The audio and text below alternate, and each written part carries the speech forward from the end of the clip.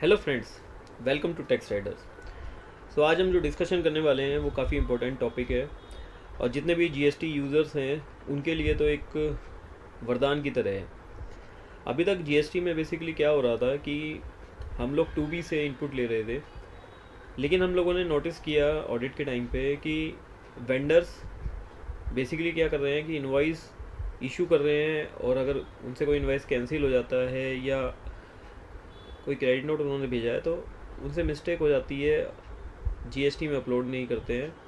तो इनपुट या तो हमें ज़्यादा दिख रहा होता है या कम दिख रहा होता है, और हमारे पास कोई ऑप्शन नहीं होता सिर्फ वेंडर से बात करके उनको रिवर्सल कराने के लिए। तो हमें हर महीने बहुत ज़्यादा कॉम्प्लिकेशन हो रही थी। तो जीएसटी ने इसका सॉल्यूशन निकाला है। उन्होंने एक इनवॉइस मैनेजमेंट सिस्टम को इम्प्लीमेंट किया है जिसने हमारी लाइफ बहुत ईजी कर दी है। तो आइए देखते हैं कि कैसे हमारी लाइफ ईजी हुई है और क्या क्या बेनिफिट होगा इसका। तो आइए देखते हैं अपनी पहली स्लाइड में। So friends, this is the first slide, how invoice management system works. तो जैसे मैंने अभी डिस्कस किया था कि ये काफ़ी बड़ी प्रॉब्लम है जो टैक्स पेयर्स फेस करते हैं जीएसटी के अंदर, कि उनका जो इनपुट टैक्स क्रेडिट होता है वो बेसिकली बुक्स ऑफ अकाउंट्स के साथ मैच नहीं कर रहा होता है।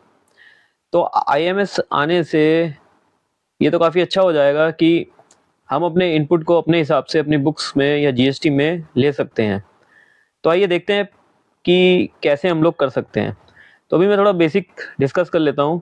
जब हम जीएसटी फाइल करते हैं तो सबसे पहले हमारे पास 11 तारीख तक GSTR 1 फाइल करने का ऑप्शन होता है, जिसमें हम सेल्स इनवाइस को रिपोर्ट करते हैं। और अगर कोई इनवाइसेस में गलती होती है तो उसको हम अमेंड कर सकते हैं GSTR 1A के अंदर before filing GSTR 3B। So suppose हमारे सप्लायर ने जो इनवॉइसेस GSTR 1 में सबमिट किए हैं या GSTR 1A में सबमिट किए हैं, तो उसी का इनपुट हमें साइमल्टेनियसली पहले IMS डैशबोर्ड में दिखाई देगा, उसके बाद GSTR 2B के अंदर दिखाई देगा। तो सपोज आपने 2B को या IMS डैशबोर्ड के इनपुट को अपनी बुक ऑफ अकाउंट से मैच किया, तो अगर आपको लगता है कि कोई इनवॉइस बिल्कुल करेक्ट सप्लायर ने रिपोर्ट किया है तो आप उसको एक्सेप्ट कीजिए और वो इमीडिएटली आपके 2B के अंदर रिफ्लेक्ट कर जाएगा। अगर आपको लगता है कि इनवॉइस कैंसिल हो गया था और फिर भी सप्लायर ने उसको रिपोर्ट कर दिया है, तो आप उसके इनपुट को रिजेक्ट कर दीजिए और अपने सप्लायर को इन्फॉर्म कर दीजिए कि आपने गलती से इनवॉइस रिपोर्ट कर दिया है, जिससे वो क्रेडिट नोट पास कर सके। इन केस आप कंफ्यूजन में हैं कि जो इनवॉइस दिख रहा है वो इनवॉइस आपके बुक ऑफ अकाउंट में नहीं है, लेकिन वो इनवॉइस कैंसिल भी नहीं है, उसका क्रेडिट नोट का भी कोई डिस्कशन नहीं हुआ है, तो आप उस इनवॉइस को पेंडिंग में दिखा सकते हैं। अगर आप ऐसा इनवॉइस पेंडिंग में दिखाते हैं तो वो आपके 2B के अंदर रिफ्लेक्ट नहीं करेगा और वो अगले मंथ या उससे अगले मंथ आप उसके IMS में जाकर उसका स्टेटस पेंडिंग से एक्सेप्ट या रिजेक्ट कर सकते हैं।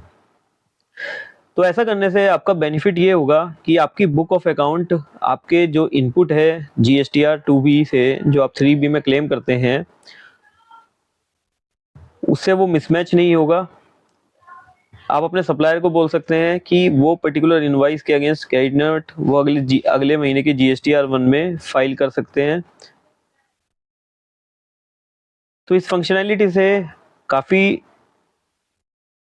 हद तक मुझे लगता है कि जो इनपुट की प्रॉब्लम आ रही थी रिसिपिएंट को और 3B में इशू आ रहे थे जिसकी वजह से नोटिस इशू हो रहे थे, वो प्रॉब्लम काफ़ी हद तक रिजोल्व हो जाएगी।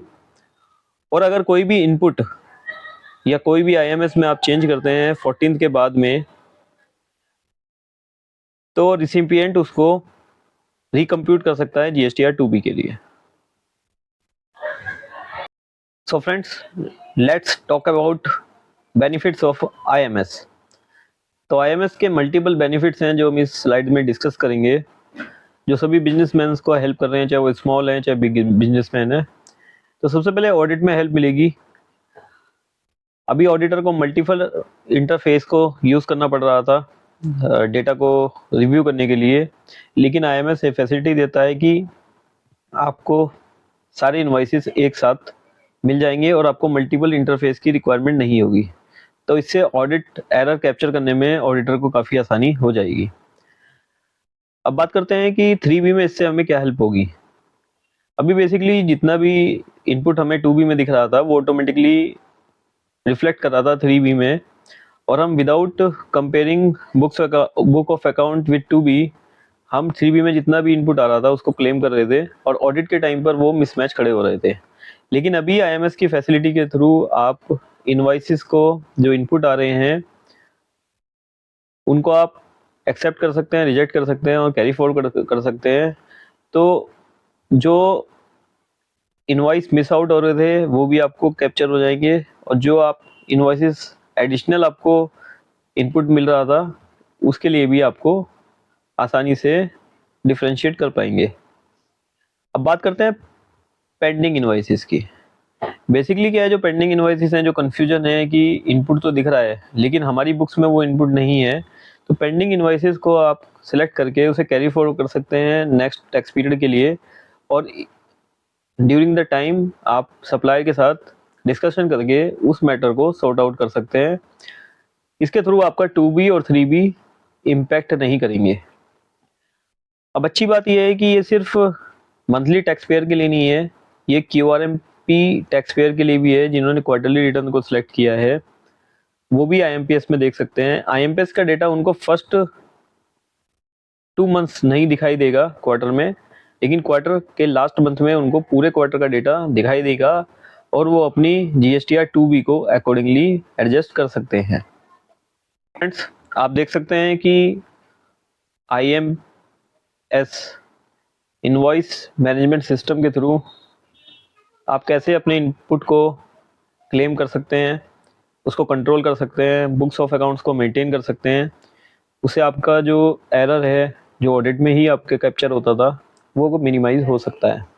अगर आपको ये वीडियो वैल्यूएबल लगी है तो आप हमारे चैनल को सब्सक्राइब कीजिए, लाइक कीजिए, शेयर कीजिए, और आप मेरे को फॉलो कर सकते हैं लिंक्डइन पे। Thank you, thanks lot.